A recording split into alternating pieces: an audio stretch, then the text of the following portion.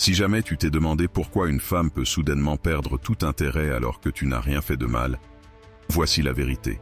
Ce n'est ni ton physique, ni ton argent, ni ton statut. C'est ce que tu dis. Une seule confession erronée, une vérité mal placée et en quelques secondes, elle ne te voit plus de la même manière. Aujourd'hui, je vais te révéler les 5 choses que tu ne dois jamais dire à une femme, parce qu'en les évitant, non seulement tu ne perdras pas son respect, mais tu maintiendras son désir pour toi à jamais. Le plus grand mensonge qu'on nous a vendu ces dernières années paraît bon en théorie, mais dans la pratique, c'est du poison pur pour l'attraction. On nous dit que pour connecter avec une femme, il faut être un livre ouvert, lui montrer tes blessures, tes doutes, ton côté vulnérable. C'est un piège qui confond intimité et faiblesse. C'est pourquoi le premier secret, la pierre angulaire sur laquelle tout le reste se construit ou s'écroule, c'est celui-ci. Ne lui confesse jamais tes insécurités les plus profondes. Je sais ce que tu penses. Être honnête, c'est bien non. Comment va-t-elle avoir confiance en moi si je ne lui montre pas qui je suis vraiment? Il y a une différence entre être honnête sur tes intentions, tes valeurs, tes objectifs, et lui faire porter le poids de tes démons intérieurs. Quand tu dis à une femme des choses comme « j'ai une peur terrible de ne pas être à la hauteur » ou « parfois, j'ai l'impression que tout ce que j'ai construit peut s'effondrer », tu ne crées pas une connexion, tu sèmes un doute. À cet instant précis, elle peut te prendre dans ses bras, te consoler, te dire de belles paroles. Mais dans le fond de son esprit, dans cet endroit primal qu'elle ne contrôle pas avec la logique, tu viens d'allumer une alerte rouge. Tu lui as montré une fissure dans l'armure de l'homme qui est censé être son roc. Et cette image, une fois créée, est presque impossible à effacer. Inconsciemment, elle va commencer à te tester, à remettre tes décisions en question, à se demander si tu peux vraiment gérer la situation. Machiavel savait que le pouvoir et l'influence ne sont pas seulement la force que tu as, mais la force que les autres perçoivent en toi.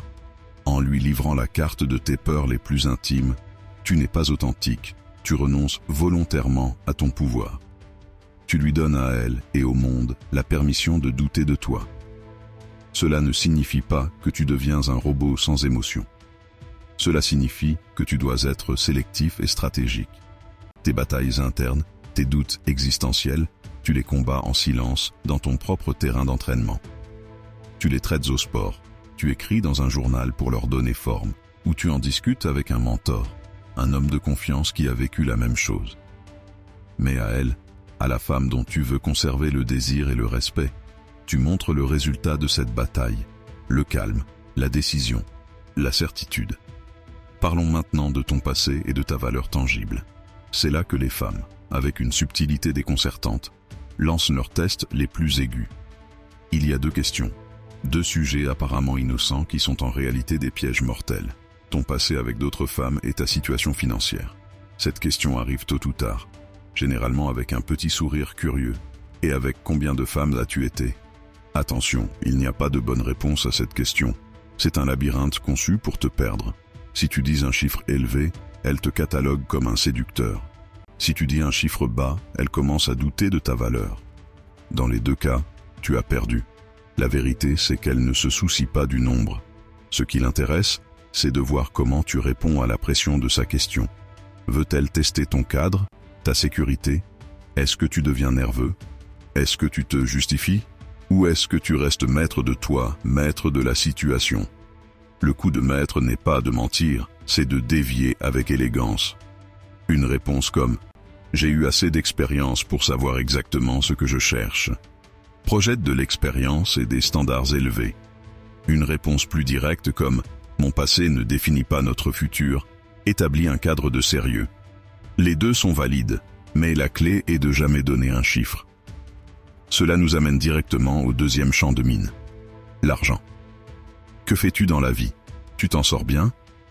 Une autre question qui paraît banale, mais qui est en fait une évaluation profonde. Et ici, la même erreur, être trop spécifique. Si tu gagnes peu, elle peut te considérer comme limité. Si tu gagnes beaucoup, ses attentes peuvent s'envoler et tu deviens une sorte de distributeur automatique. Machiavel avertissait les princes de ne jamais révéler la taille exacte de leur trésor, car la perception du pouvoir influence plus que le pouvoir réel. Elle n'a pas besoin de connaître le solde de ton compte. Elle a besoin de sentir que tu es un homme avec une direction claire. Plutôt que de donner un chiffre, donne une vision. Je me débrouille assez bien pour prendre soin des miens et je suis concentré à construire quelque chose de beaucoup plus grand. Il y a un piège qui fait passer un homme prometteur pour un cas de charité aux yeux d'une femme. Raconter en détail comment d'autres femmes t'ont trahi dans le passé. Je comprends parfaitement pourquoi on fait ça. C'est presque instinctif. On croit qu'en ouvrant cette vieille blessure et en disant « mon ex m'a trompé » ou « elles m'ont utilisé pour mon argent », on est vulnérable d'une manière qui génère la confiance.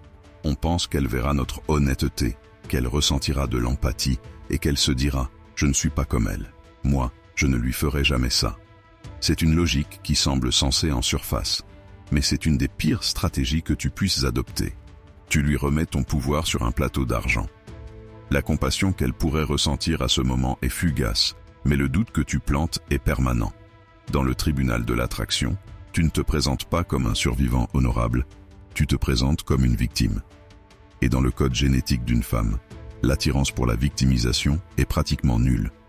Au lieu de penser « pauvre gars, combien il a souffert », son subconscient, cette partie animale et brutalement honnête qui gouverne le désir, se demande « pourquoi l'ont-elles trahi ? Si ces femmes ne l'ont pas respecté, si elles ne l'ont pas suffisamment apprécié pour lui être fidèles, qu'est-ce qu'elles ont vu que moi je ne vois pas encore ? Y a-t-il en lui une faiblesse qui le rend facilement jetable ? Un stratège comme Machiavel ne conseillerait jamais à un prince de pleurnicher en public sur les conspirations qu'il a subies. Tu imagines un roi raconter à ses sujets comment ses généraux l'ont trahi ? Il détruirait immédiatement le moral et la perception de son pouvoir. Au contraire, le prince malin apprend en silence de la trahison, renforce ses défenses, élimine les menaces sans faire d'histoire et projette une image encore plus imprenable qu'avant. Il transforme la blessure en leçon de pouvoir, pas en anecdote pour susciter la pitié. Ton passé est exactement pareil. Les trahisons que tu as subies sont des médailles de guerre qui t'ont rendu plus fort, plus sage, plus sélectif. On les porte dans le silence et la dignité. Si le sujet vient à être abordé, si elle demande tes relations passées, la stratégie n'est pas de mentir, c'est de redéfinir. Ne parle pas de la douleur, parle de la leçon. Au lieu de dire « elle m'a trompé et brisé », dis quelque chose comme « cette expérience a été essentielle pour m'apprendre la valeur de la vraie loyauté. Grâce à ça, je sais aujourd'hui clairement ce que je ne tolère pas et ce que je cherche chez une compagne. » Tu vois l'abîme de différence ? Dans le premier cas, tu es l'homme qui a été blessé. Dans le second, tu es l'homme qui a utilisé le feu pour se forger. Le cinquième et dernier secret est le plus intime et donc le plus dévastateur à révéler. Ne confesse jamais tes faiblesses structurelles, ces luttes internes et défauts de caractère que tu n'as pas encore surmontés.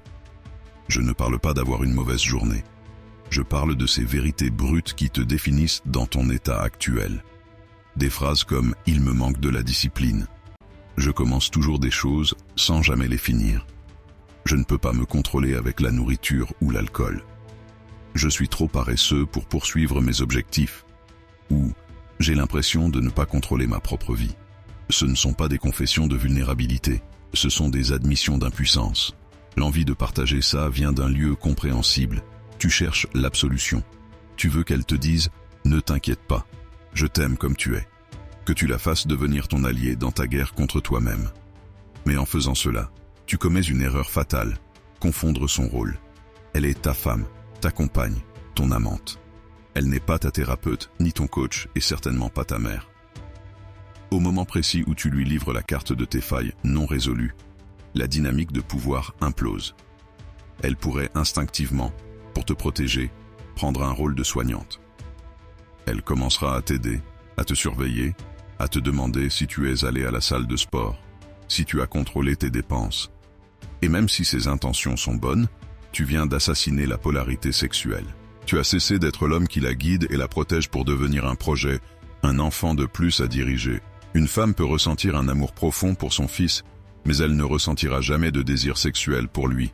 Le désir exige de l'admiration et il est impossible d'admirer un homme qui n'est pas maître de lui-même. La philosophie d'un stratège comme Machiavel repose sur un principe fondamental. Pour gouverner un État, tu dois d'abord avoir un contrôle absolu sur tes propres domaines. Tu es le prince de ta vie. Tes faiblesses, tes addictions, ton indiscipline, ce sont tes rébellions internes. Ton devoir n'est pas d'aller pleurer devant la reine à propos du chaos dans tes appartements. Ton devoir, c'est de fermer la porte, de mener cette guerre sanglante en privé et de ne sortir de cette pièce que quand la rébellion est écrasée et l'ordre rétabli.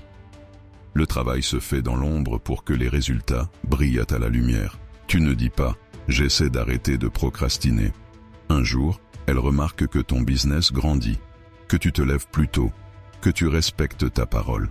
Tu ne lui dis pas « je veux me mettre en forme ». Simplement, au fil des mois, elle voit ton corps changer.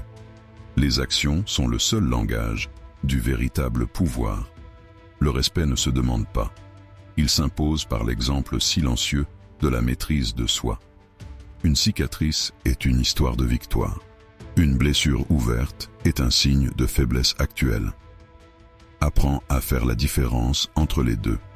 Ces 5 secrets ne sont pas là pour encourager le mensonge ou la fausseté. Ils concernent la gestion stratégique du pouvoir, du mystère et du respect. Ils expliquent que la plus puissante attraction ne vient pas de la confession, mais de la maîtrise. Le schéma est clair. Il ne s'agit pas de mentir, mais de contrôler la narration. Ton pouvoir ne réside pas dans ce que tu confesses, mais dans ce que tu protèges avec discipline. Un homme qui se maîtrise n'a pas besoin de demander le respect. Il l'impose en silence.